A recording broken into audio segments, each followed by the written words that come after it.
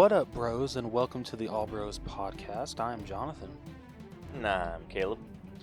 And we are a couple of aspiring filmmakers that love to watch and critique movies, but also enjoy a bit of the nerd life. This week on the podcast, we'll be talking about some Funko Focus. Caleb actually has a correction from a Funko Pop that he talked about last week. I know Caleb actually gets stuff wrong. I done goofed. Yeah. We all thought you were God. How dare you disappoint us? Shit, man. You know, honestly, I only said God just because you're wearing your Superman shirt. Fair enough. And then I got some Funko Pops that I want to talk about as well. We don't have anything for 4K Spotlight. It's a pretty dry week. Nor do we have anything for Through the Wall. Shocking, I know. But that's okay because it helps us get to our main event. Wow, damn it, our All Bros headliner that much sooner. And that will be our breakdown of Godzilla vs. Kong. The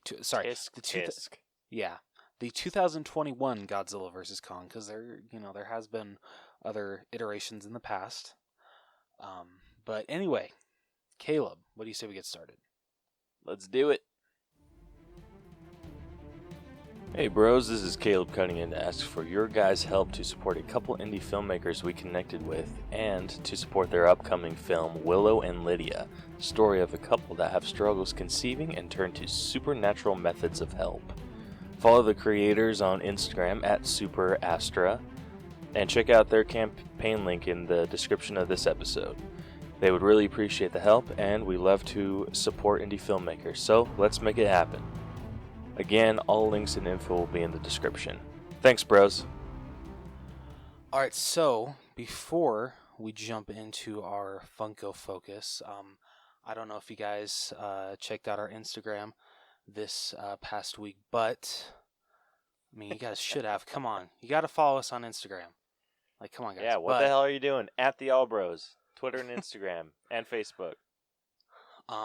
But I had to post. Unfortunately, I am gonna have to be leaving the podcast.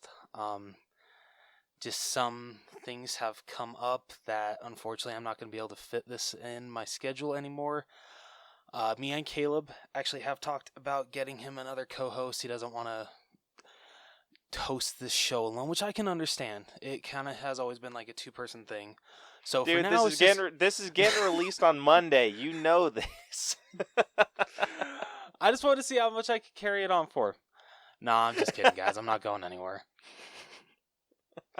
You know what? I was like about to like build up some tears here, man. Like, come on. I know, but it's just I couldn't handle it. But I will say I was not expecting you to do that. So some major props because you got a couple people. You got Vic from Crash and Tez's movie Seller, and you said you got Brucker too from we got Autopsy of a Horror Movie. Yeah. So, woo! Nailed it. You know what's funny is when I first posted it, like a couple minutes later, I'm like, okay, I should post in the comments, April Fools, guys. Sorry, we just had to, do something. But yeah, I still haven't commented that. Oh, totally kidding. I wouldn't. Okay. I want to know how many people read it because I'm pretty sure it was only Brucker and Vic. What's funny is like when I saw I think we have 9 likes on it. I'm just like, damn, are people like actually wanting me to leave? I get it, guys. It's so rude. I'm just kidding. Oh shit. But pretty good. Thank you. Thank you very much. But yeah, no, don't worry. Neither of us are going anywhere. Unless, Caleb, you have anything to say that I don't know. Not even. Nope. Okay, good. Then we're all good here. Anyway, enough sad fake news. Let's move on to, let's start our Funko Focus. Caleb, would you like to start with your correction from last week? Yes. So last week I brought up the Immortal Hulk figure, and I believe I said that he was holding a heart in his hand. But I was looking at the figure, just kind of admiring it on my phone, and That's not weird.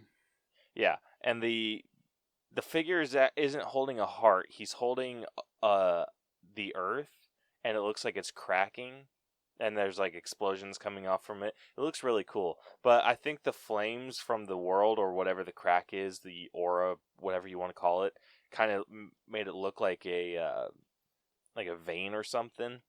So I think that's why I got confused. I want to say you pointed this out. It made it look like a present because the explosion makes it look like a bow. A little bit, yeah. Yeah. So. But I think the bow, like the present, didn't make sense because Immortal Hulk. So I think that's why I thought heart. But yeah, Okay, that's fair. Under some investigation, it's not that. It's a world. Well, he tried. Yep. And you know what? That's all that matters.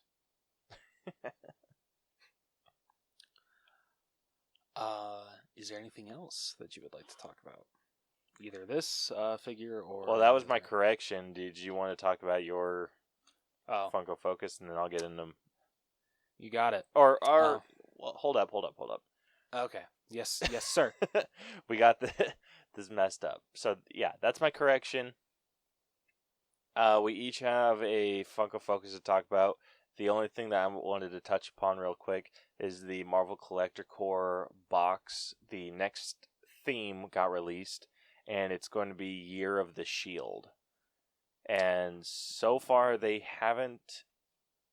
only released a couple for that. Or for Year of the Shield, they have like a special Year of the Shield line.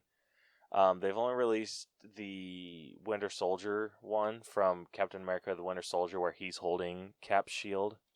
So awesome. In his full Winter Soldier garb.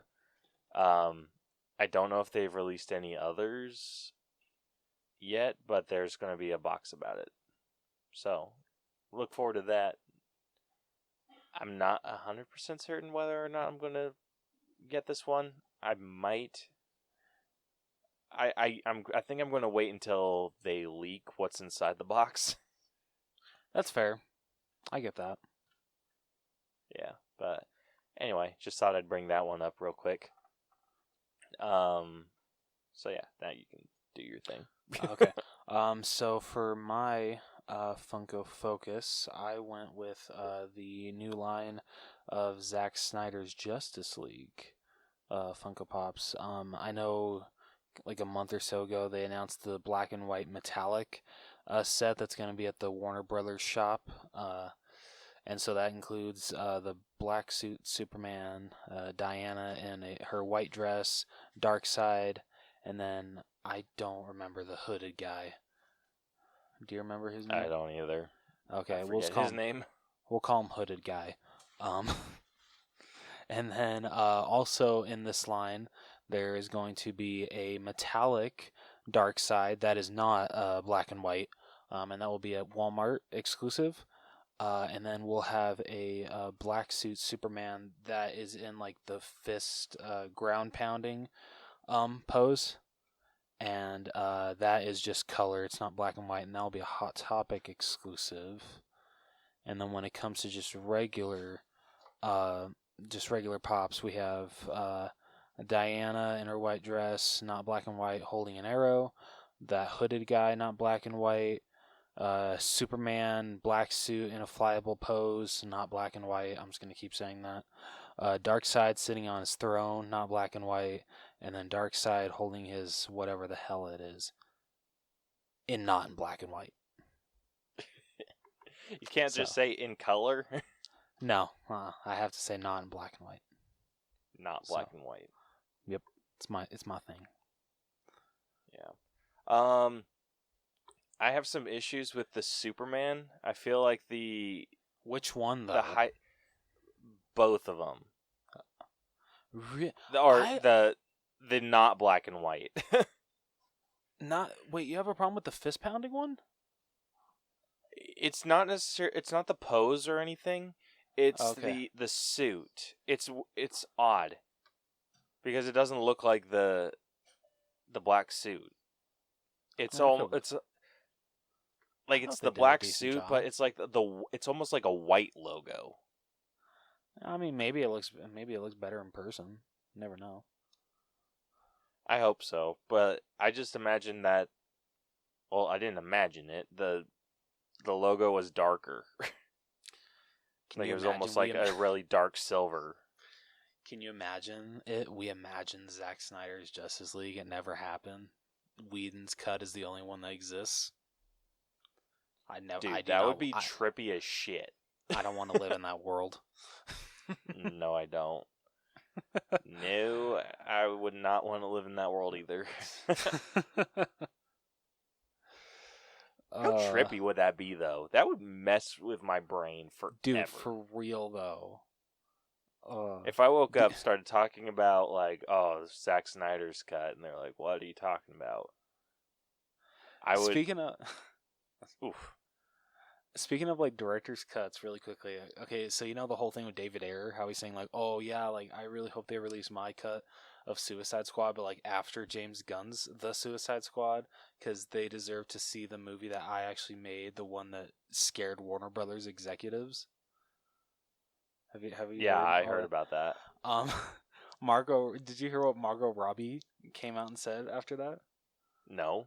She's like, well, if that's the case, there's like a 20-hour cut of Once Upon a Time in Hollywood. So, release the Tarantino cut, apparently. Shit. Oh, man. I don't know. I hope this doesn't, like, become like it's kind of like hey, you know, like, release my cut since Zack Snyder got his. I feel that should just be one and done. Zack Snyder deserved to release his vision of Justice League. And that should be it. Yeah. What I think should happen with movies is that directors should have their final say on, like, with filming and everything. They should have, like, they should be able to do it like a director's cut, and then that's what they could get released to streaming, and then they have, like, the theatrical release. That'd be super dope. Because, yeah, you never see director's cuts anymore. Yeah, and so, like, have it be, like, maybe a studio executive comes and is like, okay, for example, like, let's say James Gunn directed something. Or, like, with Suicide Squad, for example. So, like, let's say that he does everything that he needs to do with Suicide Squad. He takes the footage that was filmed, creates his vision, his full vision, gets all of that stuff, like, edited to look nice, and then then the studio comes in and, like, has him cut it down to whatever the theatrical timeline is. And so he gets his full cut, whether it be, like, 4 hours, 6 hours, and then that gets released on streaming. And then, like, their theatrical release just gets, like, the theatrical release. And so, like, viewers can choose what to watch. That would be super interesting. Not gonna lie. Yeah, I know that was just a really long-winded way of saying the director's cut. But you were so, like, articulate about it, though. I know. So it's just the way that I view it. Like, the director's cuts were never really all that different. Do you want to see, like, there's one that I feel is, like, makes it a whole different movie. Halloween 6. Really? Yeah. Mm-hmm. Is that the one with Busta Rhymes? No, that's Halloween Resurrection. No, Halloween Okay. 6 it's the one that was unfortunately the final performance of Donald Pleasance as Dr. Loomis. He sadly passed away soon after they finished filming. But so Halloween 6 is like the third movie in the Thorn trilogy, like Halloween 4, 5, and 6. And then after that, they kind of just rebooted it with Halloween H2O. But yeah, just like I want to say like both endings are just like completely different. Like it feels like a whole different movie. Yeah, that's what I want. I want like the director's cut, and I want it to feel like a different movie. Like That's where fair. where the theatrical cut could be like hour 45, 2 hour long movie. I want a director's cut that's like 5 hours. Obviously broken up into chapters, so it's like a little That was easier to really consume. smart. That was actually a really smart move on Snyder's part, splitting into Dude, parts. right? That was genius. I feel it makes it a lot easier to digest. Oh yeah, absolutely. But yeah, he was talking about it. I think he was doing an interview. I forget with who. I think it was like IGN or something. But he was saying that there is like a 6 hour cut of Justice League. It's just what he released, the 4 hour cut, it was his favorite. Damn it, Snyder! Now I gotta see what the other 2 hours had in store for us. Release the 6 hour cut. Or no, here we go. Release the Snyder Cut 0.5. Yes. There we go. But yeah, it's just like that's what I would want. I would want a director's cut where it's however long they want it to be. And then they're like able to cut, like if they want it to be 6 hours, release the 6 hour version. If they want it 4 hours, 4 hour, like whatever amount of time they feel is enough to tell the story that they wanted told. I want that cut. Like I always want that cut. And then I want like the theatrical cut. So it's like, oh, I'm in the mood, like with Suicide Squad. It's like, oh, I'm in the mood to watch Suicide Squad, but I don't want to sit down for 6 hours. Like that's the one you watch with friends. Yeah. Fair I mean, enough. unless you're freaking both movie nuts like us, then we'd probably end up watching the 6 hour cut together. Hell, we'd watch both back to back. I mean, come on. Probably. Yeah. But honestly, yeah. After I finished the Snyder Cut, I was tempted to go back and watch Whedon's cut of Justice League just to be like, hey, I'm so glad that got taken out. Oh my gosh, I'm glad that got taken out. Or like, oh, that makes so much more sense than since it was actually given more in-depth like building and just Yeah, exactly. But anyway, we got on a really long tangent. But you know what? That's okay, considering Funko Focus is all we got when it comes to news this week. Yeah. And I mean, it was also still long considering next week is we're going to be talking about that, or Zack Snyder's Justice League. That's true. So there you go, guys. There's your teaser for next week's episode. Yep, we're going to have quite a bit to say. Yes. Were there any other pops that you wanted to talk about with Funko Focus? Yeah, there was just one, just because I don't really know what to talk about with the Collector Core box other than the theme. Okay. But they released for Falcon and the Winter Soldier the John F. Walker figure. The character everyone... Sorry, I just gotta say this. The character that everyone hates if they haven't read the comic books. Just saying. Yep. You're supposed to hate him, people. That's the point. Yeah, he's supposed to be a bad guy. And Wyatt Russell, right? Yeah, Wyatt. He is doing an amazing job. Oh my gosh, I hate him, but I love it. Yeah, you know he's doing a damn good job when you hate him as much as we do. Yeah. Like, I would never throw the shade at Wyatt. I'm throwing the shade at John Walker. Yeah, no, absolutely. Because I just didn't think that Wyatt could pull off this kind of role because I've only seen him in 22 Jump Street. And so, like, seeing him go from that to this is like a completely change of character, but I love it so much, and he's killing it so far.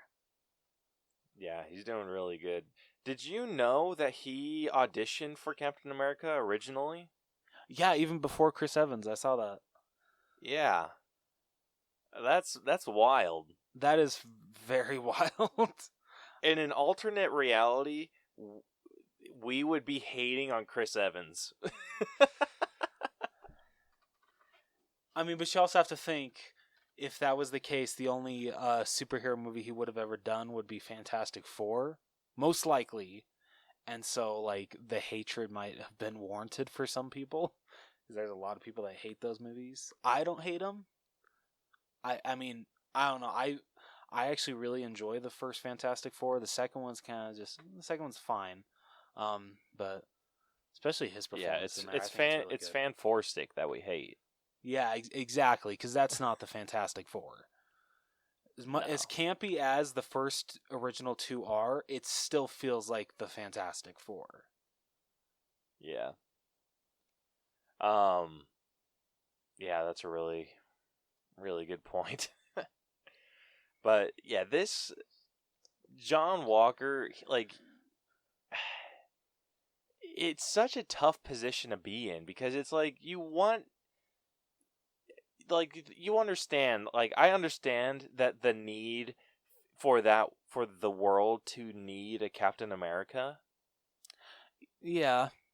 But it's also like as Captain America as a symbol, and then it's like they just want to resurrect Captain America. Like, they're just trying to give the world hope again, so they need a new Captain America, and it's just like good intentions. I mean, I think behind Captain America. We'll find out. Yeah, and then he's like an asshole too. Like, he's not really an asshole. Like, that's what sucks, because he seems so genuine. Oh my gosh, I'm gonna get into it. The John Walker character, like, the figure, is just him in his version of the Captain America outfit, carrying the shield. Super cool. Go check it out. It'll be on an Instagram post. The character itself, like, he is like he's an army dude, kind of a dick. Like, he's a little on the, like, I wouldn't even say he's cocky. Maybe a little bit. Actually, yeah, he is. He's definitely cocky. Dude, I need to find we need to figure something out to get this, like, Disney Plus series angst out of us. Dude, did you see that? Okay, so you know the doll that he signs for one of the fans when he first comes out as the new Captain America? Yeah. He doesn't deserve Cap. I'm sorry, he's just the new Captain America. But they're actually releasing a action figure that comes in the exact same packaging for him. Like, looks exactly the same. Yeah, I was like, that's pretty freaking cool. Too bad, they don't all come signed by Wyatt Russell. That'd be super dope. I wouldn't even care if it was, like, mass printed. It would still be a cool, kind of like fun collector's thing. That would be super cool. Yeah. Gosh, could you imagine? Dude, I feel like I would take it as far as, like, buying that toy and then getting him to sign it at, like, a Comic-Con or something. He's just like, oh, great, this again.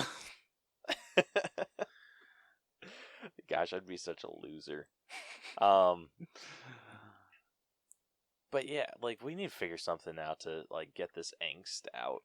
Because we love Marvel, and it's just focusing on movies.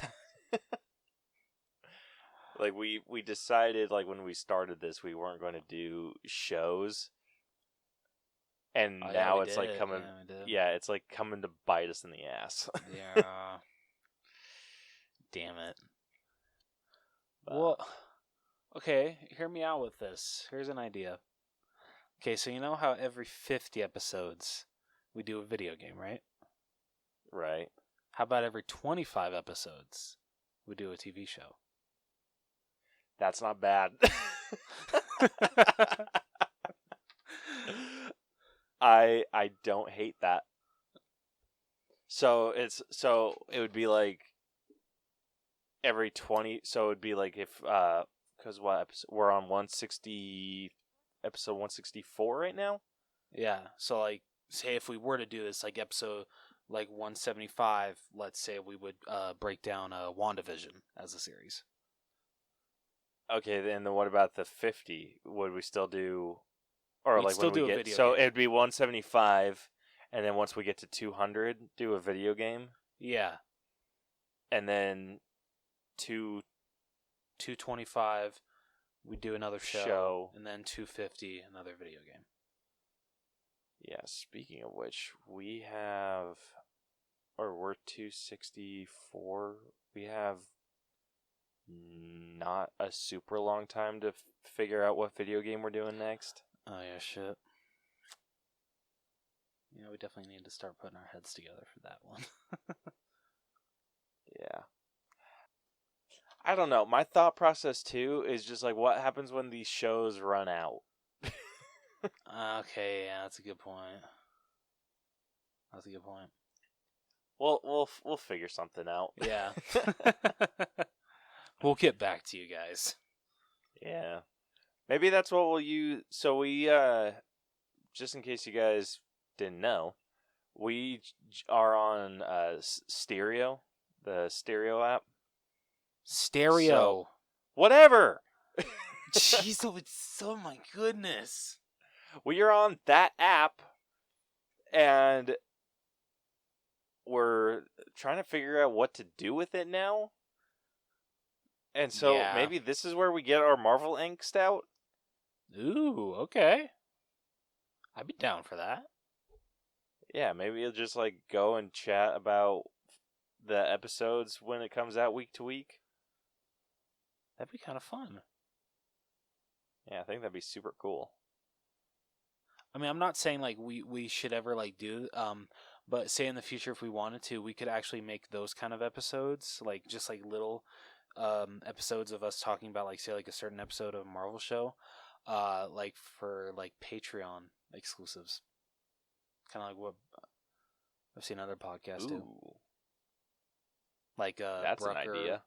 Brucker with Film on the Rocks, and I don't know if he's going to do anything for Autopsy of a Horror Film, but there's always that idea. That is an idea, and I'm not hating that idea. Yes. We'll talk about it. Yeah. Anyway, John Walker, cool figure. I'm just going to leave it at that. Or attempt to just leave it at that. Yeah. Probably bitch about it once we're done recording. Probably. Alright, so that concludes not only Funko Focus, but also 4K Spotlight and Through the Wall. Because like we said, we don't got anything to talk about with either of those.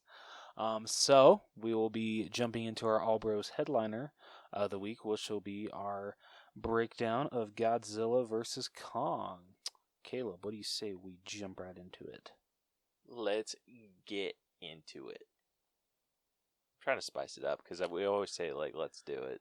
I like it.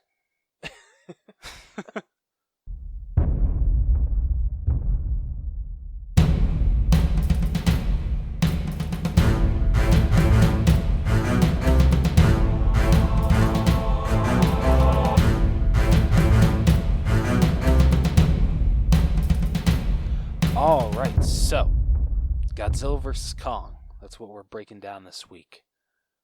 But Caleb, first, do you want to tell our viewers how we break down a movie here on the All Bros podcast? Yes, I would. Quick question for you though. Yes. Do you want so because we did a Team Kong versus Team Godzilla question of the week? Mm-hmm. Should we talk about that at the end, or should we talk about that at the beginning, or should we do that now? I'm down either way, but it's just we could tell everyone who's right and who's wrong if we do it at the end. Then maybe we should save it for the end. All right, let's save it for the end. Okay. Anyway, if you guys are new to our breakdown system, we've split movies into 8 different categories that we individually grade to come to a final All Bros letter grade. The 8 categories that we score are story, writing, acting, character development, effects, music, costumes, and then at the end we give it our own personal grade. And then all of that math adds up, gives us an average, and then that average gets converted into a schoolhouse letter grade. So, without further ado, Rose is going to spoil the entire freaking movie for you. So if you don't want to know who won, do not listen to this podcast yet, or this episode, whatever. Yeah. Or, well, hold up. Like, listen to this episode after you watch the movie. Okay, yeah, see, there we go. Sorry, thank you for catching that. Yeah. So we're going to start off with story, and Rose is going to grace us with a little segment we like to call Reading with Rose, with 2 E's. All right, here we go. All right, 5 years after Godzilla defeated King Ghidorah, Kong is monitored by Monarch within a giant dome on Skull Island. Kong is visited by Gia, the last Iwi native, and Kong expert Elaine Andrews' adopted daughter, who is deaf and communicates with Kong via sign language. Bernie Hayes, an employee of Apex Cybernetics and host of a Titan conspiracy theory podcast, extracts data suggesting sinister activities at a Pensacola facility. However, Godzilla unexpectedly attacks the facility during the rampage. Bernie stumbles on a massive device. Wow, I am failing at these sentences. Okay, I'm gonna start that over. However, Godzilla unexpectedly attacks the facility. Yeah, attacks the facility. During the rampage, Bernie stumbles on a massive device. Wow. Reading with Rose. Shut up. Dude, I need to get someone to make like a little tune, and then I can like add in the little like Reading with Rose tune when you're struggling this hard. Dude, so good, so great. Madison Russell, a fan of Bernie's podcasts, enlists her friend Josh to investigate Godzilla's attacks. Apex CEO Walter Simmons recruits Nathan Lind, a hollow Earth theorist, to guide a search for a power source into the hollow Earth, the homeworld of the Titans. Nathan is initially hesitant as his brother died on an expedition to hollow Earth, owing to a strong reverse gravitational effect. He agrees after Walter reveals that Apex has developed HEAVs, specialized crafts able to withstand the pressure exerted by the gravity field. Nathan meets with Elaine and convinces her to let Kong guide them through the hollow Earth via an outpost in Antarctica. Nathan, Elaine, and an Apex team led by Walter's daughter, Maya, board a modified barge escorted by the U.S. Navy that carries a sedated and restrained Kong. Godzilla attacks the convoy and defeats Kong, but retreats after the ships disable their power and trick him into thinking they are destroyed. To avoid alerting Godzilla, Kong is airlifted to the Hollow Earth entrance, and Gia convinces him to enter the tunnel while the team follows him in the HEAVs. Madison and Josh find Bernie, who joins their investigation. They sneak into the wrecked Apex base, discover a secret facility underground, and are inadvertently locked into an underground monorail transport to an Apex facility in Hong Kong. There they unwittingly stumble on a test of Mechagodzilla, who is telepathically controlled by Ren Zerawa, the son of the late Ishiro I'm going to butcher these, I'm so sorry. Ishiro Serizawa, through the neural networks from a severed head of Ghidorah, but is hobbled by its power supply's limitations. Walter intends to harness the Hollow Earth's energy to overcome Mechagodzilla's limitations. Inside Hollow Earth, Kong and the team find an ecosystem similar to Skull Island. They discover his species' ancestral throne room, where they find remains of an ancient war with Godzilla's kind and a glowing axe made from another Godzilla's dorsal plates. As they find the power source, the Apex team sends its signature back to their Hong Kong base despite Elaine's protests. Attracted by Mechagodzilla's activation, Godzilla arrives in Hong Kong, and sensing Kong, he directly drills a shaft to the throne room with his automatic breath. Automatic breath. Atomic breath.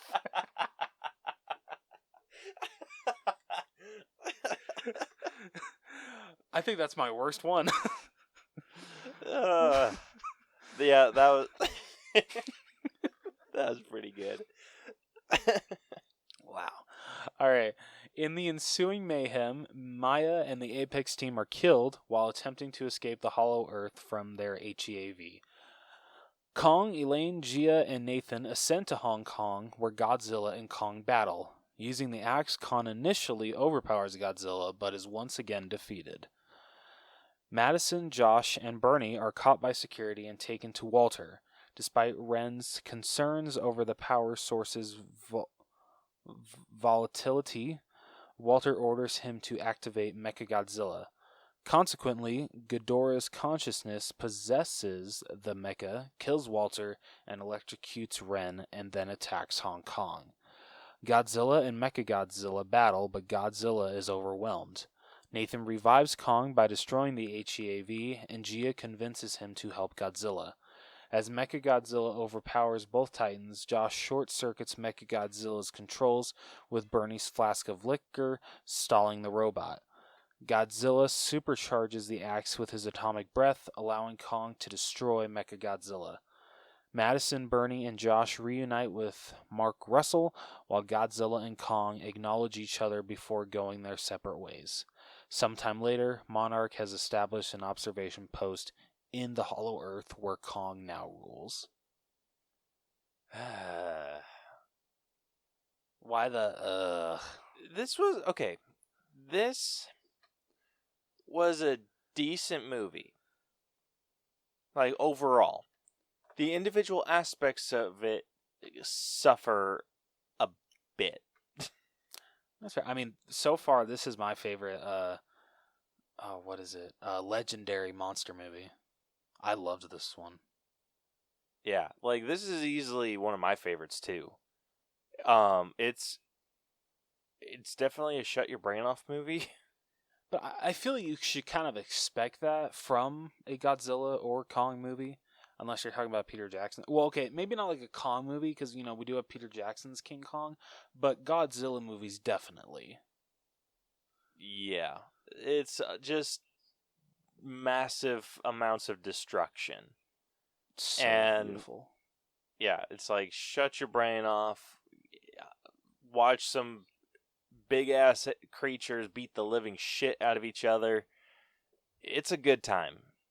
It's a decent time. The human characters, it was really hard to give a shit about them. It really was, and I mean, I'll give them this. I did like the human characters here probably more than I did from King of the Monsters, because I don't know, for some reason I didn't like those characters at all.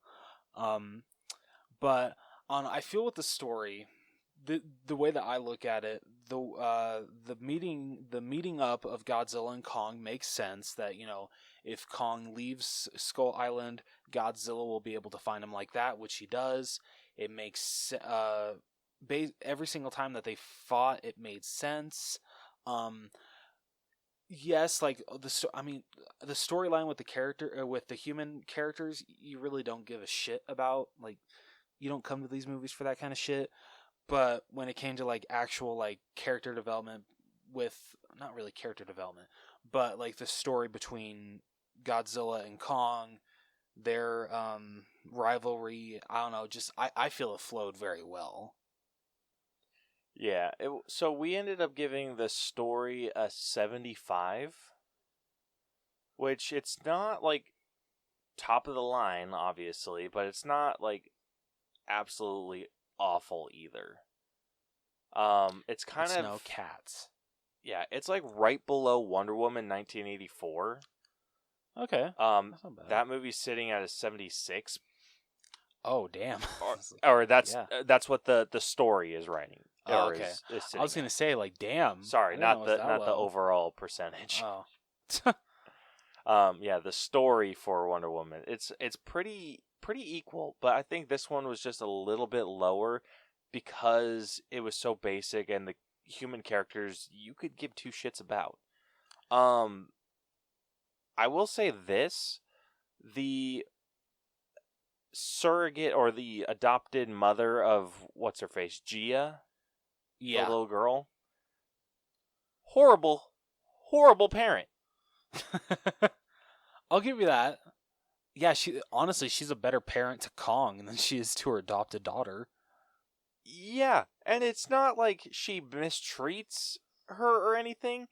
She was just kind of allowed to be around, first of all, a Titan. Yeah, like the fact that her mother doesn't keep a close watch, like say like when she just wakes up and goes to see Kong while they're on the boat. Yeah, shouldn't you guys be sleeping in the same room, and like shouldn't you be monitoring her very closely? Because you know that her and not Godzilla, I'm sorry, her and Kong are pretty tight. Yeah, and it's like she didn't even like. There was a lot of shit like that was just kind of like really stood out. Like for example, the fact that she was able to communicate with Kong through sign language, I mean, and the mother didn't know. Okay, No, okay. like that worked for me. Like I understood that he was able to communicate through sign language. That didn't bother me at all. The thing that bothered me is that the mother didn't know. Yeah, it's like, how can you not know that? He is a big ass freaking monkey. And you know what that means? That says to me is that Gia is able to go off on her own and be with Kong. Yeah. Like, what? And then, like, another thing, she was able to get into this highly I don't even know if it was like properly tested.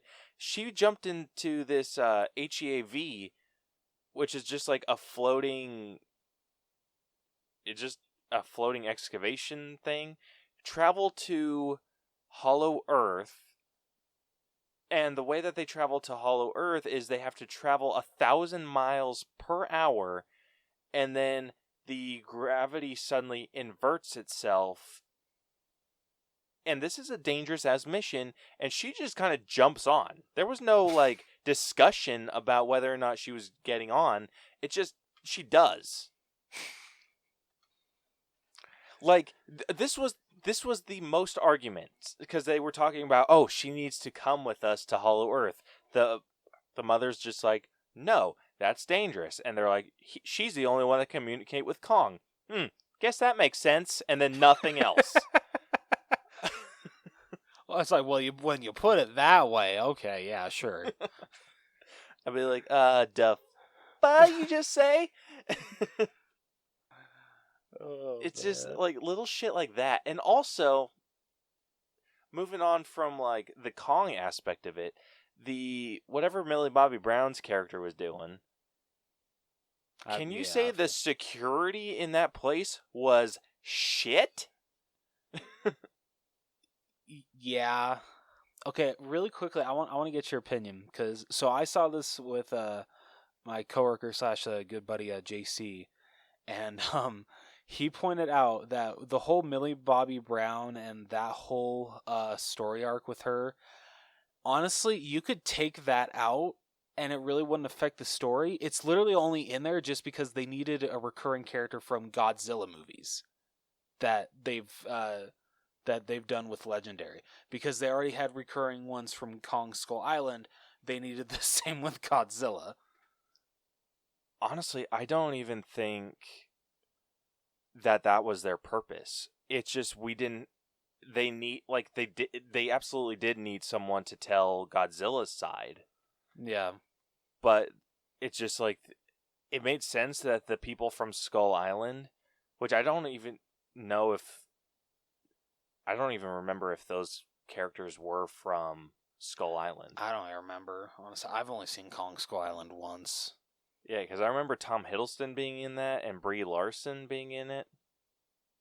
I don't remember the mother. Yeah, I think you're right.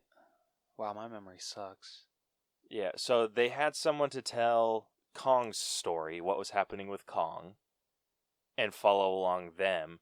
They had no one to tell Godzilla's because Godzilla was just kind of off doing his own thing. I feel that I don't know. I feel it kind of worked because even though this movie is called Godzilla vs. Kong, it is technically kind of a Kong movie because they're following a certain suit here. Because we started with Godzilla, then it went to Kong Skull Island, then to Godzilla King of the Monsters, and now we're at Godzilla vs. Kong. So it would make sense that this one, even though it's a versus movie, it's kind of more like actual like story focused on Kong. Okay. Yeah. Yeah, that makes sense. Like, it wasn't necessarily that bothered me. It's just, there's a lot of unnecessary. Like you said, you could pluck Millie Bobby Brown out of there and still tell the story, no impact. She was there to show us what was going on behind the scenes and introduce us to Mechagodzilla, so it wasn't like Mechagodzilla just kind of pounds out of the the mountain and just like, "Rah." Could you imagine? That would have been actually a cool ass surprise. Oh my gosh, dude. I would have shit myself if they were just like, surprise, mother trucker. Mechagodzilla. Dude, honestly, I feel it's probably because Millie Bobby Brown was like contracted to be in a certain amount of these movies, and so they're just like, yeah, we kind of have to write her into this one. Yeah. Because Godzilla's in the title, we have to have her in it. Yeah, there was some cool shit though. Like when Mechagodzilla kind of becomes sentient with Ghidorah's essence or life or whatever. That was a little bit confusing. Like, why did Mechagodzilla kind of go into autopilot mode? That's fair. But that was a badass scene. Oh, yeah. Like, dude, so all the fight scenes were awesome. Yeah. So, like, what I loved is that the CEO or, like, the head, whoever's heading up the Apex company, he was talking to Millie Bobby Brown and their little group of exposition, and so while he was talking, there was something that I think it was just the power source just became too much, and Mechagodzilla became sentient, and then you see Mechagodzilla in the back, like, starting to move towards him. Like, that was terrifying. That was so awesome. Yeah, like, when that was happening, I'm like, oh, he's effed. Oh, man. So cool, though. Another thing that this movie was supposed to be, there was supposed to be a clear winner. And I think we talked about it a little bit. I don't think that there was a clear winner. I'm sorry, I gotta disagree with you there. Okay, listen to my logic on this one, though. Okay, alright. So, round one, Kong vs. Godzilla. I think we can both agree Godzilla won that round. Oh yeah, hands down. Because Kong was in the middle of the freaking ocean. He was at a major disadvantage. They had to basically trick Godzilla into going away, which I don't even think they really did, because he snarled at Kong. That was kind of stupid. Just like, oh yeah, let's just shut everything off and make him think that he destroyed everything. I don't know, I think Godzilla's smarter than that. Yeah. I think if there's anything, it's proven that Godzilla is smarter than that. Oh, man. Okay, and then they go on, the adventure to Hollow Earth, child endangerment, and all that fun stuff. Then, round 2 is in Hong Kong. Mm-hmm. And Godzilla just decides to shoot a hole straight through the earth. I actually, you know what? Me and JC were talking about that today at work. I promise we do work, but sometimes. But we were talking about, because that kind of bugged him for some reason. He's just like, you know what? If Godzilla hadn't have had to blast that hole that deep, he wouldn't have been super winded. Like when Mechagodzilla came in, and he would have been able to get more atomic breath out. And I feel it is totally a plot convenience, because they did not know how else to get Kong to Hong Kong for him and Godzilla to fight each other. Dude, there. Straight up. They're just like, okay, how do we get him here? Let's have him blast a hole in the ground. There we go. That was something Brielle was asking. She's like, okay, so they go through this weird portal to get there. How are they going to get back? Yeah, it's honestly a plot device. Yep. They kind of dug themselves a hole, so they're like, oh shit, how the hell do we actually get these two to fight in the finale? Breath our way out of it. Yep. That's the Godzilla way. Yeah, which I think is another friggin' horseshit thing. What? No, dude, atomic breath is awesome, and it makes sense. Fight me. Also, I want to discuss really quick the pressure. So the purpose of the HEAVs, or what do they call them? Heaves? Yeah, heaves. I think so. Yeah. So the purpose of the heaves were to protect the pilots or anyone in there from the pressure of going down that far. Yes. How in the ever-living shit were they able to get out without immediately getting crushed? Yeah, I actually thought that, not when they were actually just in the ship, but yeah, when they open the door, you see them with no helmets, just like a plain suit, and I'm just like, seriously? So you guys build up this whole idea that, oh, you need these certain vehicles to survive down here, but yeah, you don't need special suits or helmets for it? Mostly helmets. Yeah. I mean, the helmets, you could just honestly say, oh, there's oxygen everywhere. I mean, fair. But, but the pressure, the pressurization, nah. And let alone that, you freaking let a little girl kind of walk around, do what... child endangerment was a big issue for this movie. The dad side is really coming out in Caleb right now. Dude, it straight up, it definitely starts to show in movies like this. I'm just like, where are your parents? Oh, that's right, she's putting you in danger. Oh man. Yeah, Brielle was asking that a lot. She's just because I wasn't even thinking about it. She pointed out, she's just like, how they're just able to get out. They don't have any special equipment or anything, and I'm like, guess not. Oh man. Yeah, I'm trying to think of one other thing. There was one other thing that pissed me off, so you go on. Well, no, you were saying how you feel there wasn't a definitive winner. Oh, yeah, that's right. Yeah. Okay, so round 1 went to Godzilla. Yeah. Round 2, which was in Hong Kong, and this was the introduction to the axe and everything, I feel that went to Kong.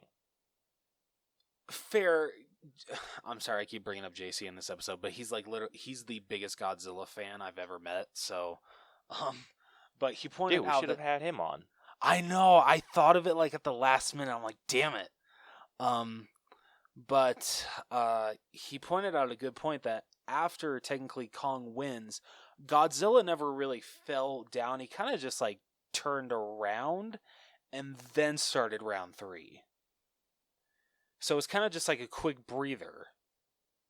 It counts. Okay, fine. But still. Taking a breather starts a new round. Okay, but I think we can all agree. You better agree that round 3 went to Godzilla. Yeah, absolutely. Round 3, I absolutely believe that it went to Godzilla. Okay. Because Kong was on the verge of death, and if they didn't have those plot convenience heaves, he would have died. Yeah. Oh, yeah, because Godzilla was ready to just smush his chest in. Yeah. But what throws me is that after that, Mechagodzilla comes pounding out of the mountain and starts taking on Godzilla, and Godzilla starts getting his ass whooped. Yes, but I feel that's just because he's still kind of like, because of how much atomic breath he had to use to blast that hole into the ground just so Kong could come up to Hong Kong. I feel that's why he's still so winded. Is that something he has to charge like that? I never understood that. Like, I thought that was something that they just like... I don't know a lot about Godzilla. Damn, we really should have had JC on this episode. Damn it, I'm sorry, man. I should have asked him. Yeah. Maybe we'll do like a Godzilla versus, or like another Godzilla versus Kong, but do like the first one. I like the one where Kong shoves the tree down Godzilla's throat. Yes. Okay. I'm sure he would love to do that one, actually. Yeah, we'll have to get him on. Yeah. Or maybe we can do like a shit, I don't know how we're going to do that. I was going to say showdown, but we'll figure a way to get him on here involving Godzilla. Yeah. Yeah, so yeah, I don't understand if that's something he has to charge up. I feel like it was just something like a bunch of people came and like were bombing him, and it was, like maybe that was like charging Godzilla. I mean, yeah, well, because you know, like kind of the whole story with how Godzilla is technically he's the symbol of the atomic bomb. No. Oh, so I didn't know this either. I swear, I get schooled with Godzilla stuff from JC. But, so Godzilla is supposed to represent the atomic bomb that went off in Hiroshima. Okay. Because Godzilla is set on destroying Japan. And so technically it's supposed to be kind of, what's the word here? I don't know the word here. Not really a symbol. But it's just, yeah, like nuclear radiation, that kind of shit. Yeah, Godzilla feeds off that stuff. Okay. Alright, I kind of see where you're going with that. Yeah. Still, I feel like it's just very inconsistent. Like you said, kind of a plot convenience. That he's like, oh, I have to charge this up. But yeah, so I think he was getting his ass whooped by Mechagodzilla. And then Kong comes in and helps whoop Mechagodzilla. Mm-hmm. So I feel like the winner was a little inconclusive. See, so this is how I look at it. Okay, so to me, Godzilla clearly won because literally Kong was, like you said, on the verge of death. Literally, the only reason that Godzilla basically didn't kill Kong is because, Mechagodzilla.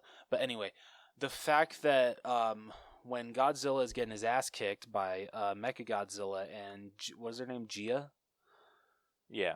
Is telling Kong, hey, Godzilla isn't your enemy, that is.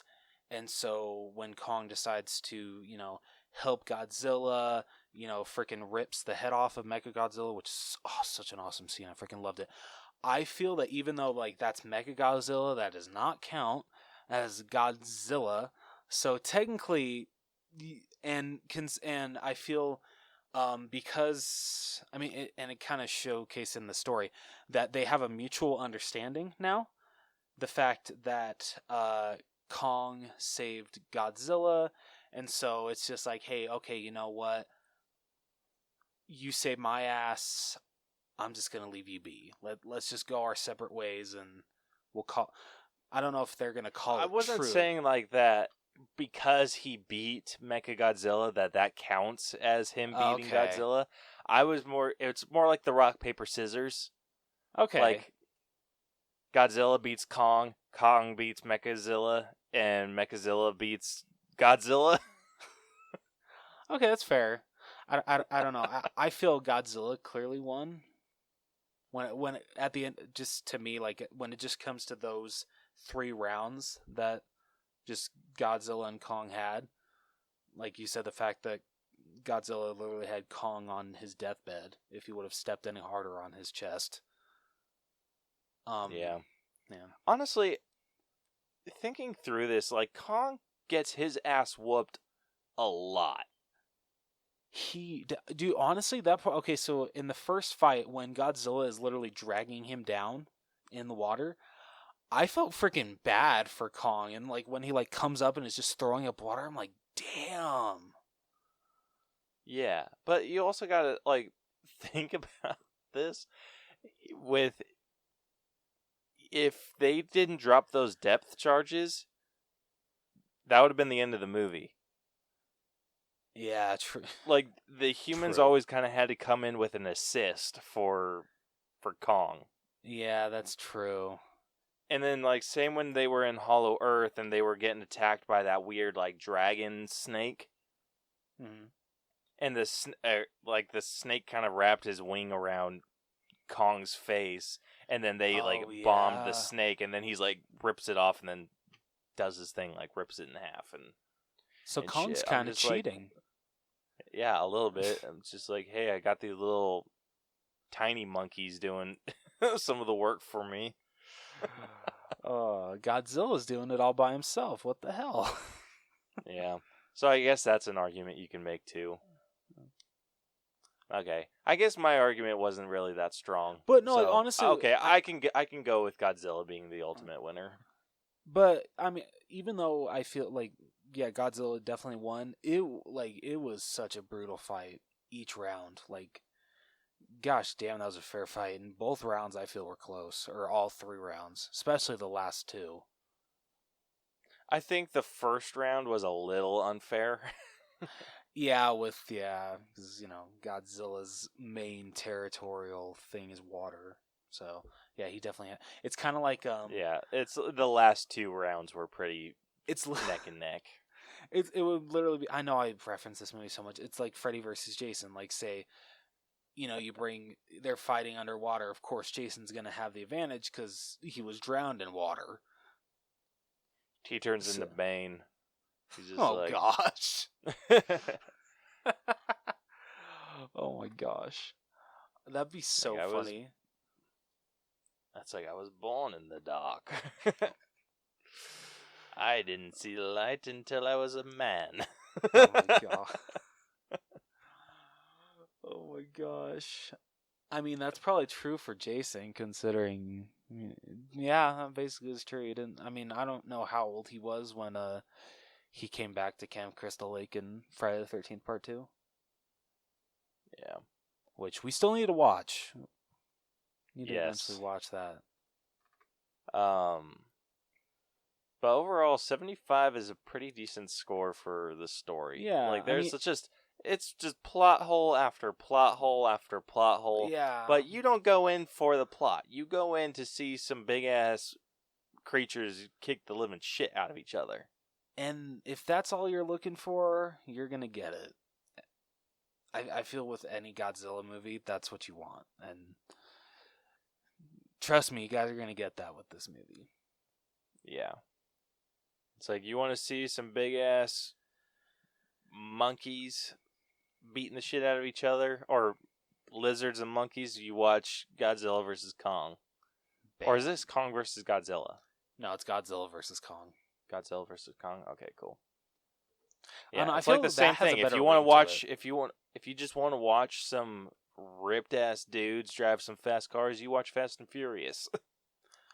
Okay, I'm sorry. I just got to point out one thing. Okay, so I saw this in theaters. This was the first movie I saw back at the movies. Amazing. Saw it in XD. Oh my gosh. But anyway, one of the trailers that they showed was Are they on?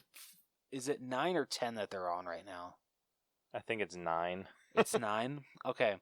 They showcase how they're able to shoot a tow rope or whatever from the front of the car, and it attaches on the ledge, and they're able to swing the front of the car around. I lean over to JC. I'm just like, oh, okay, so a car can now be Spider-Man? And he's just like, that movie's such bullshit. It is, because then he's just like, yeah, that front of that car would have been ripped off like that. I'm like, exactly. I swear, you have to obey all the laws of physics with cars when it comes to the Fast and Furious films. Yeah, and they don't. It's just whatever the hell they feel like following. And if I hear family one more gosh damn time in those movies, I'm going to lose my shit.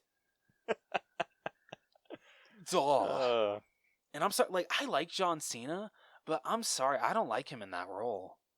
Like, I can't wait to see him in the Suicide Squad. That looks like he's gonna be freaking fantastic. But, I don't know, him as Vin Diesel's brother seems stupid to me. Yeah. It's super dumb. Sorry, I didn't mean to get off on tangent. No, you're good. Okay. It still counts. Anyway. It was a preview with this movie, so... Yeah. All right, moving on over to writing. We ended up giving this a 66.5. So it is significantly lower than the story. Yeah. When you really think yeah. about all the character writing, all the dialogue, it's really not that good. I mean, when they're talking, what's her name, Elaine? Whenever she's like talking about why Kong needs to be on Skull Island, why if him and Godzilla ever got together, it would be horrible because neither would surrender. It'd be a fight to the death. Neither is going to bow to the other one. And so honestly, everything that when they talked about like how Kong is on Skull Island and all that stuff, that was decent dialogue. But I don't know. They had some decent dialogue, like occasionally. It's just the Godzilla, like I'm just gonna call them the Kong team and the Godzilla team. There we go. The Godzilla team, like you said, you could take them out of the movie completely. Same result. Yeah. They were there purely for exposition, and their writing was okay. It was just wasn't super great. I feel like you could take most of it out. You really could, especially I know like his mostly had to do with story. I forget his character's name. He played Detective Mike in Child's Play, the remake. Oh, yeah, Bernie. I thought most of his dialogue was just kind of not out there, but I don't know, just they tried to make it like funny, and I don't know. For the most part, his writing just didn't work for me. Yeah, failed pretty miserably. And it sucks because we'll get to acting, but like that guy's actually a good actor, so it sucks the writing's bad for him.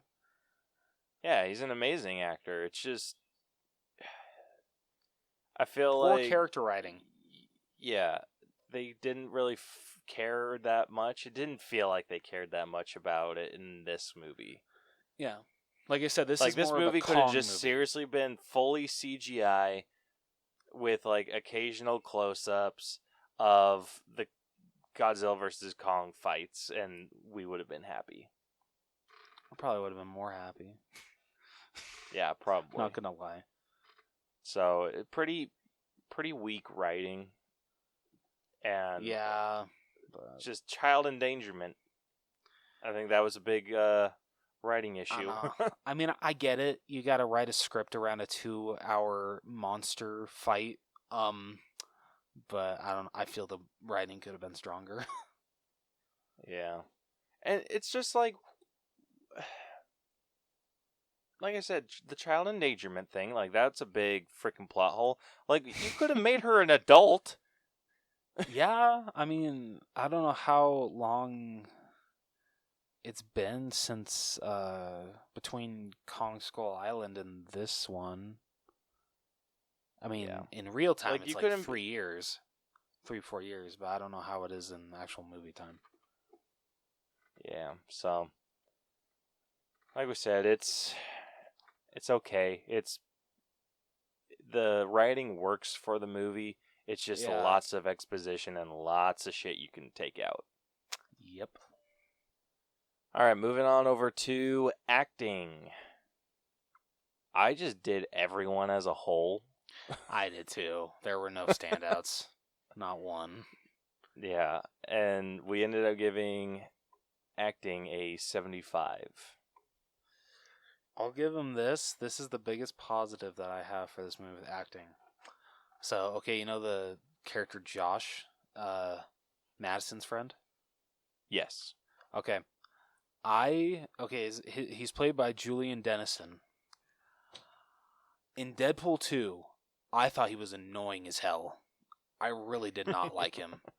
In this one, I actually did tolerate him. I didn't mind his character. I thought he was actually a decent of an actor here. So that's like the biggest positive I can give for acting, is it made me hate an actor less. Yeah.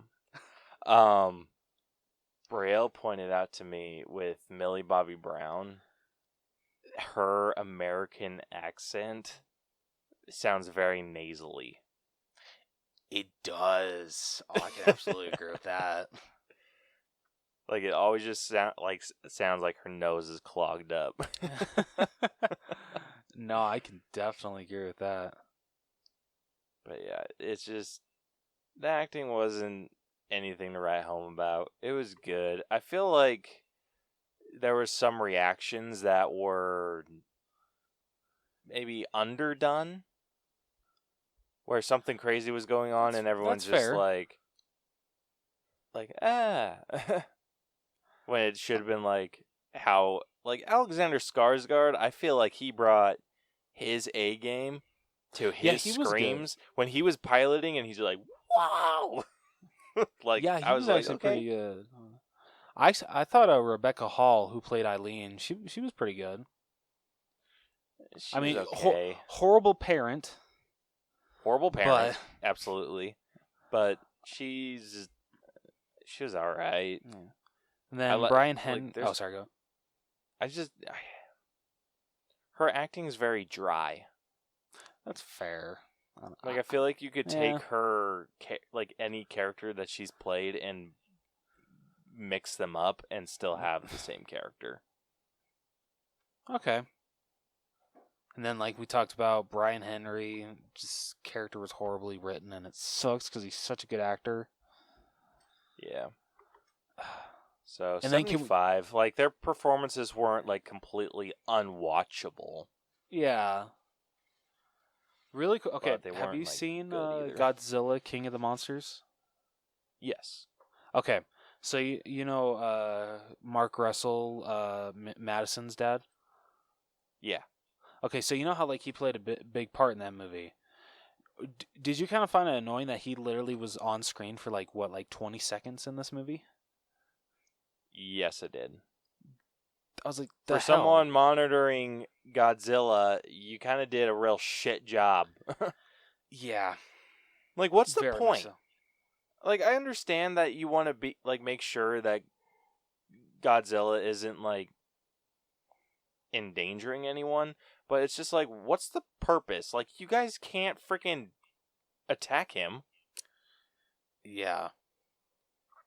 Anytime someone yeah, Brielle was saying that. She's just anytime they were shooting missiles or shooting bullets at Godzilla, she's just they're just pissing him off. They're not accomplishing anything. Yeah. It's like, what'd you guys expect to happen? He'd come in peace? Yeah, it's just like the Or pilots surrender in on those peace? missions, you kind of have to be like, okay, what are you hoping to accomplish? Yeah, exactly. It's just like they look at a list and they're just like, all right, that guy pisses me off. Hey, you're flying the next Godzilla mission. Oh, shit. But that's suicide. Yep. That's the point. It's like, well, next time you won't eat shit that's labeled or John in the fridge. Well, yeah, huh? Oh, man. It's like respect the sticky note. Exactly. For real, though. Can we appreciate the company fridge, people? Like, come on. Yeah, but acting was nothing to write home about. It was all right. Like I said, it was watchable. Just wasn't anything Oscar worthy. Yeah. All right, next up we got character development, which I just did Godzilla and Kong. Yeah, it's literally what I did too. Who gives a shit about the human characters? Yeah, we ended up giving this one a 67.5. So, like I kind of said, like this is definitely feels more like a Kong movie just because of the order that they're going in. So Godzilla really doesn't like get any character development in here. He's kind of just Godzilla. But I feel Kong actually does get a decent amount, like him actually discovering where his ancestors came from. He actually discovers his homeland. Like that shit was actually pretty cool. I do wish that we got maybe. I don't know. Do you think you could have like given a little bit more of like character development to Godzilla? Like, what else would you have wanted them to do? Well, Godzilla doesn't really interact with people. That's true. Like yeah, Kong was like the protector of Skull Island. That's true. So it's like he got to interact with people. He's a little bit more human than Godzilla is. Godzilla is just a big ass freaking lizard. True. So I think it makes sense that they were able to do a little bit more with Kong. But again, like there's not a whole hell of a lot that you could do. I just want to point something out. I don't know, maybe it's just me, but at the beginning, do we really have to have Kong scratch his ass?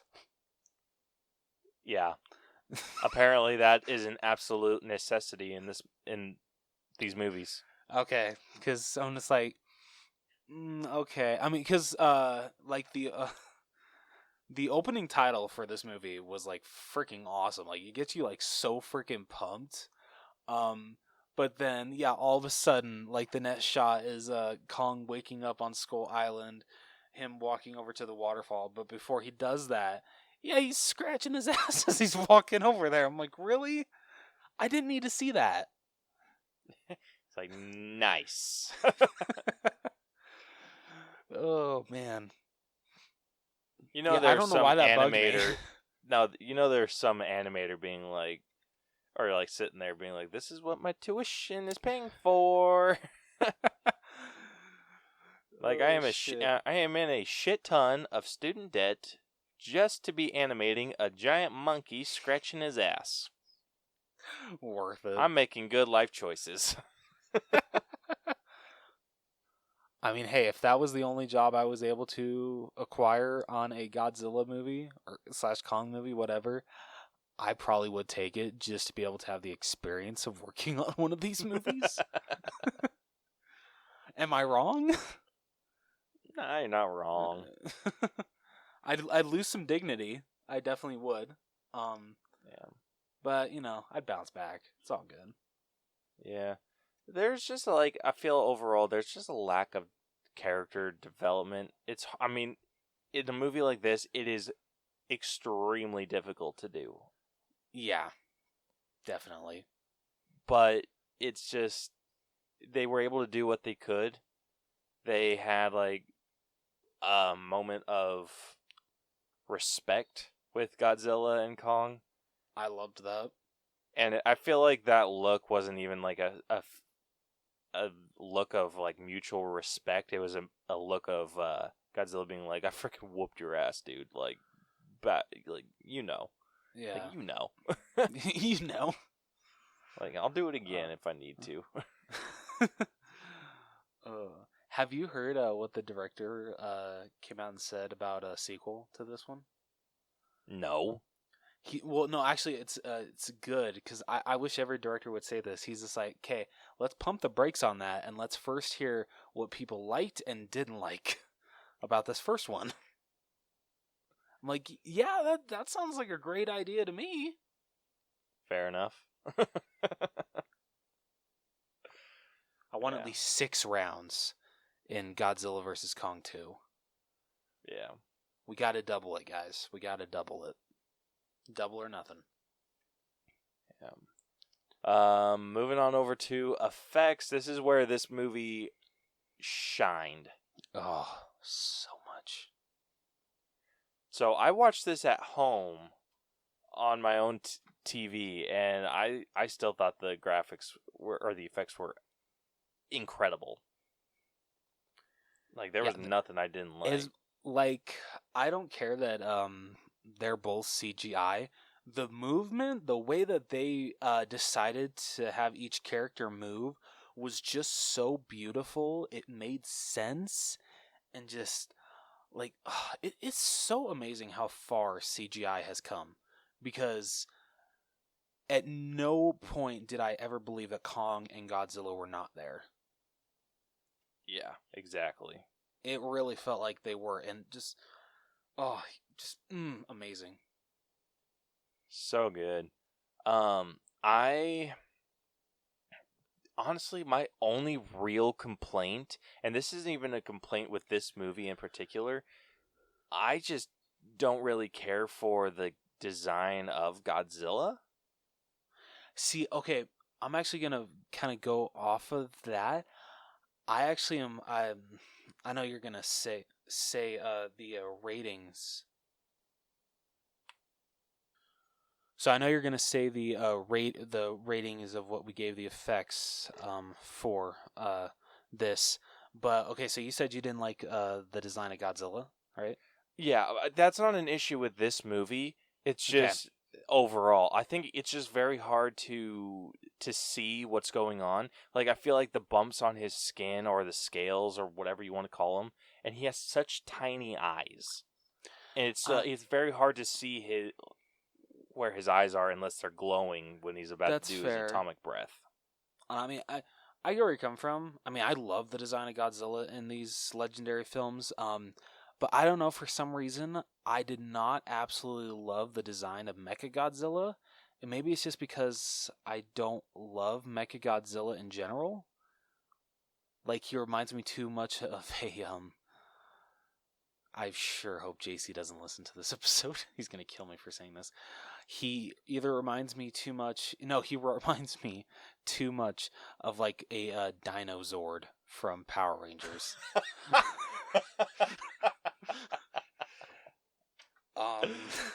That is an excellent point. So yeah, he looks like the Red Ranger Zord to me. And so can't disagree with you on that. So I don't know, just that's like the biggest gripe that I have with this movie, and it's just because I'm just not the biggest fan of Mechagodzilla in general. Can we also point out that they straight up ripped off Pacific Rim? I've actually never seen Pacific Rim, so okay, like, let me explain to you. This is me explaining Pacific Rim. Okay. There are these giant monsters that the humans need to fight, and to fight them, they created these very large robots that need to be manually piloted. Okay. The way that they do this is that they connect the human pilots to inside the big ass robots. Give them a headset and everything, and then like it connects their consciousness together. And then their collective consciousness is what runs the robots. Interesting. Okay. Which is exactly how they manned Mechagodzilla. Yeah. Some dude puts on a headset. Yeah, some dude puts on a VR headset and is able to control Mechagodzilla. Is it just me though, or was he enjoying controlling that Mechagodzilla a little too much? Yeah, just a tad. It was borderline uncomfortable to watch him control. It's like, okay, buddy, keep it in your pants, please. Yeah, some dumb shit like that. It's just... So yeah, I agree. I didn't care for the design of Mechagodzilla. I actually docked that in costumes because I kind of counted like the character design. Okay, that's fair. Especially I brought that up there. Yeah, but effects wise, I think Mechagodzilla looked really good. Oh yeah, definitely. Yeah, so this is our highest category, and it's sitting at a 94.5. Not bad at all. Yeah. Let's see. Next up, we got music. And so this is just kind of all audio. I feel like it's... We focus mostly on music, but I think it's just audio overall. Yeah, I mean, I don't know. To me, I thought the soundtrack was incredible. Yeah, it was a really nice soundtrack. And the scores for Kong and Godzilla were just, so good. Dude, that first, when they, I think, isn't it Kong that gets the first hit in their first fight? Yeah, when they, when Kong gets the first hit in and the fight starts, the music that is playing during that whole scene is so intense. It sets the mood perfectly, and it's just, oh my gosh, I felt like a little kid just watching I mean, I didn't really watch Godzilla. Actually, I didn't watch any Godzilla when I was a kid, but I don't know, it kind of made me remember how much I loved watching Transformers fight, big shit like that. And so it brought me back to oh my gosh, as a kid seeing huge giant beasts, creatures beating the ever-living shit out of each other, add in amazing music, and oh my gosh, I'm transported back to my childhood, and I freaking love it. Yeah. Super good. Super good. We ended up giving this an 8, which is really good. It wasn't top of the line music and audio, but it was it's still no Star really Wars, good. But yeah. It's definitely no Star Wars. But the scores were super powerful. The roars were just out of this world. Dude, so I really good. hope you get a chance to see this in theaters. I know. like I was telling Caleb before we started, because I said, I got to see this in Cinemark XD. Amazing experience. If you guys can go see this in IMAX or XD, go see it. It's worth the extra ticket. But every roar from Kong, every roar from Godzilla, your seat was shaking. It was amazing. I'm grateful that this is the movie that brought me back to the movie theater. Yeah. So, like we said, music, we're giving that one an 8. Not too shabby at all. Yeah. So next up we got costumes, which ended up getting a 7. So like I said, I graded the character or the design of Mechagodzilla because Mechagodzilla is a new character. That's a very good point. Kind of difficult to dock for how Godzilla and Kong look because that's just something that was established in previous movies. Yeah, and I mean, I feel based off like old designs, I feel both have a really good updated look, especially Kong. I don't know. I have you ever seen Peter Jackson's King Kong? Yes. I don't know. I don't know what it is. I don't love how King Kong or Kong, whatever the hell you want to call him. I don't love how he looks in that movie, but in these ones, I absolutely love his design. He looks great. It looks really good. Yeah. He looks super good. Very humanistic expressions. Yes, and I think that's what just makes his character that much better. Yeah. So I loved it. Everyone else though, like their outfits fit for who they were supposed to be. Yeah, but I mean, I really liked Gia's costume. Yeah, her like headband, it's so simple, but I love it. It's a nice touch for her character. Yeah, super nice. So really well done on that costume team. It's just everyone else kind of brought the score down. Yeah, but unfortunately. The design for Mechagodzilla, it was good, but I think there was room for improvement. Yeah, no, I can definitely agree with that. Absolutely. Yeah, so because of that, we're giving it a 7. And so that brings us to the last category, our personal grade. So Rose, you want to take this one first? I would love to. So overall, I had such a blast with this movie. It's exactly what you want: Godzilla and Kong beating the ever-living shit out of each other. And you get that in spades. Human characters aren't that great, but you don't really come to these movies to get really looped in with the human characters. You don't really come to truly care about them. You don't come to these movies for that. You come to see monsters beat the ever-living shit out of each other.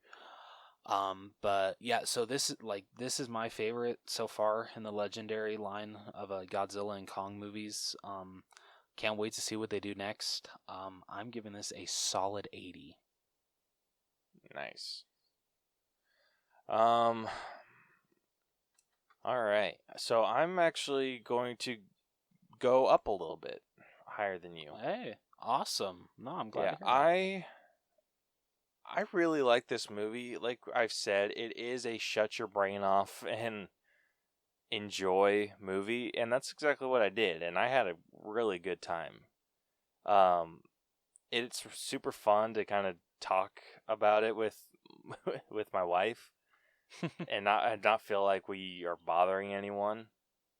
No, that's always good. Yeah, and just it was a really fun time. Like we didn't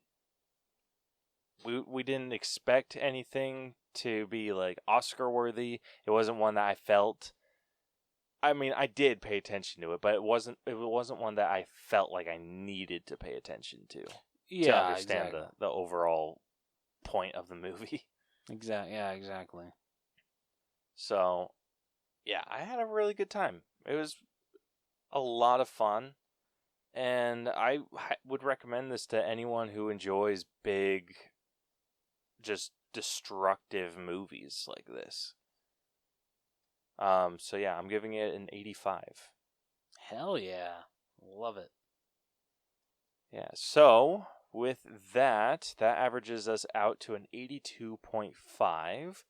So that makes the final All Bros letter grade for Godzilla vs. Kong a... I still don't have a little drum. Sorry, guys. It makes it a C+. Okay. Yeah, and it's fairly strong. So it's 2 points shy of being a B-. But yeah, so it's pretty strong. So it's sitting at a 78.25%. And comparing this to some other C+ movies, let's see. This is 1% lower than Yes Day. 2% higher than Unhinged. 1% higher than Wonder Woman 1984. Okay. 1% higher than The Babysitter Killer Queen. 1% higher than Aquaman. Hey, 1%. What? I'm putting a lot of thought into it. Would you kill me if I actually changed my score? For the Personal? personal? Yeah. What are you? Yeah, go ahead. Honestly, I'd agree with you. 85. 85? Yeah, like, I don't, dude, the more I think about it, just the more that I enjoyed the hell out of this movie, and it deserves a higher grade. All right, changing that to an 85. Sorry. No, you're good. So it's sitting, it just bumped it up by 0.25%. Hey, So instead of that's 70, fine. yeah, instead of it being at 78.25, it is at 78.56. I'll take it. Yeah. It deserves that boost. Yeah, so that's about, so let's see, where I was left off. It's 1% lower than Scott Pilgrim versus the World. 3% higher than Ant-Man, oh wait, that's not a C+ movie. I'm dumb. Good job. Yeah, and then let's see, 1% or 1% higher than Tag. Okay. And I'll just stop there because we have a lot of C+ movies. It's an exclusive club. It really is. Yeah. So like we said, sitting at a very solid C+, 78.56% with the upgraded personal score. Yeah, sorry I was late for that. No, you're good. But yeah, so that concludes this breakdown. So, now that we're done with that, let's see who was right and who was wrong with the question of the week. Yeah, buddy. Let me just jump on that real quick. All right, so starting off on Instagram, we posted a poll, and it was obviously Godzilla versus Kong. Like, what team are you on? We had 1 vote for Godzilla and 5 votes for Kong. So we got, on the Godzilla team, we have Jake.Allen96. And then, yeah, and then on Team Kong, we got the Untrained Eye at Untrained Eye Pod. We got Mrs._Mama B, who is my lovely wife. Brielle. Yep. I'm just kidding. I'm kidding, Brielle. We got Crash and Taz's movie seller, Crash_N_Taz_movie_seller. Or how does he say it? He says Crash, the letter N, Taz, movie seller with underscore underneath all of those. Okay, my question, though, for Vic is, was all of the other ways to spell or put this in your Instagram, like, taken? Did you really have to put in all of these underscores? I will say this, it is shit. easier to read. Fair enough. I'll definitely give you that. But I've just never seen so many underscores in a username. I mean, it's cool, but I was like, damn. Yeah, so he voted for Kong. The Back in My Day, or at Day Back In, they voted for Kong, and then Victor voted for Kong on his personal account. Damn, no love for Godzilla, just by 1. Yeah, so unfortunately, Jake, the real MVP. Yep, you're the only one who got it right over on Instagram. Moving on to Twitter. All right, we got a few responses. If they'll load. All right, let's see. All right, we got our first response from Mexican Batman. I love it. Also known as the homie Kaz, at Casual520. He said, hit him with a fire barrel, Kong. Oh my gosh. Yeah, so he was Team Kong. We got a response from Stone Rhino at Sinjun45. He said Team Godzilla. Yeah, boy. Yeah, but he actually explained his thought process pretty well. So he says, I know I'm biased, but have been Team Godzilla all along. Least from what I hear, we get an answer this time, since the last time ended in a tie. Neither side really won, and I can't imagine the MonsterVerse Godzilla losing to Kong after King of Monsters. That's a fair enough point. I mean, I remember kind of going off that, there was a rumor going around that Kong was going to win in this movie, and that's how he became King Kong. Like, he would take the mantle of King of the Monsters away from Godzilla. Yeah. But that unfortunately did not happen.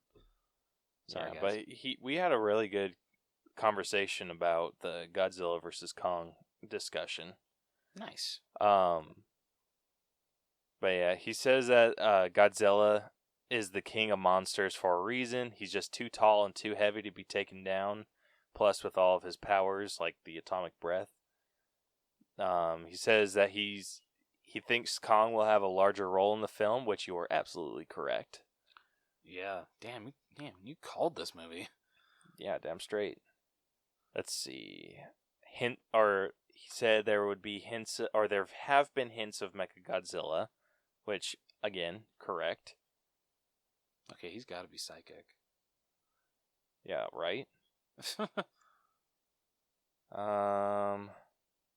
says, bear in mind, this is my only analysis based on trailers and older information in movies, but I think it might be solid. He said he could imagine Mothra returning early and stopping the fight. Unfortunately, Mothra, well, fortunately for me, because Mothra freaking freaks me out. He said, Wait, really? Yeah, legit. I'm terrified of Mothra. Oh, that's kind of funny. But I just don't like moths. So I don't think that's fair. a Mothra thing. I just hate moths. I think they're dirty little that dirt butterflies. So then your favorite Batman villain has got to be Mothman then, right? No, Mothman can go die. He did die with the Mad Hatter in the line of Batman villains nobody gives a shit about. Yeah, so he was just that was pretty much his whole analysis, and then we had some decent discussion because I told him about the Funko Pops of Mechagodzilla, which those look like shit. I actually have not seen them. Oh my gosh! If I want to look it up after we're done. Shit. Okay, fine. But then the last response we got is from the Victims and Villains podcast at Victims and Villains. He said, or he just posted a GIF of Kong. So Team Kong. Damn, there was hardly any love for Godzilla. Yeah, the only two were Jake Allen and Stone Rhino. Oh man. So congratulations, you two, for winning. Really quickly, so I just want to point this out. Sorry, I keep bringing this up. So before the movie started, some people next to us were what was it? I think a preview was saying oh, who's gonna win? They did a poll for Cinemark Nuvi fans, and 51% said Kong would win. And so the person next to us, or 2 seats away, 3 seats away, whatever, was just yeah, Kong's gonna beat Godzilla's ass. and JC, who had sadly had the movie spoiled for him. Oh no! Yeah, I just heard him under his breath be like, "Get ready to be sadly disappointed."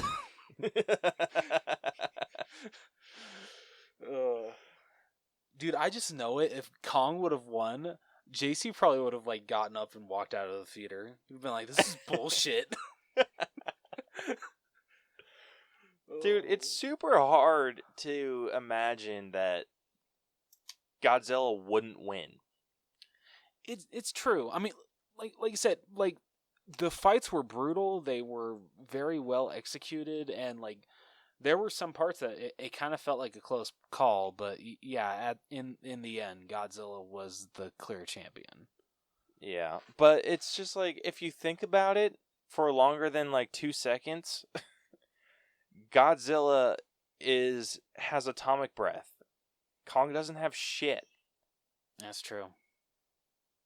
So That's it's very just true. kind of like a no-brainer. So Yeah. Nah, I definitely Anyway. agree with that. thank you everyone for your responses. We really appreciate them. Yes.